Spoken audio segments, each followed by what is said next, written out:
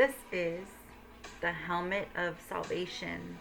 So the helmet of salvation is so important for a soldier in the army of the Lord, right? It protects the head of the soldier.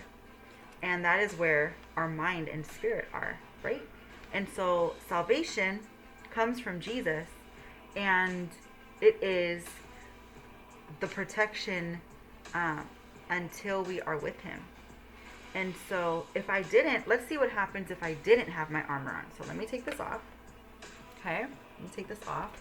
And say I didn't have my armor on, and I didn't have my helmet of salvation, and I go outside, and all of a sudden something falls on my head. Boom. Oh, oh my gosh, it would hurt, right?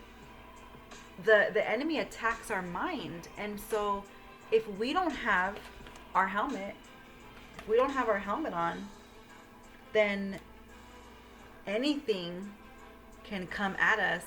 We could start thinking bad things. We could start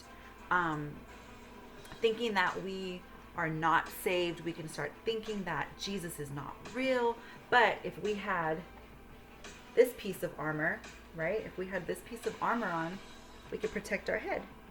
Because then if something, hits my head, this is protecting me. And it lets me know that I have my salvation, right? And you have your salvation prayer in your packets. And so if you said that prayer, then you are going to be in heaven for all eternity, forever and ever and ever with Jesus.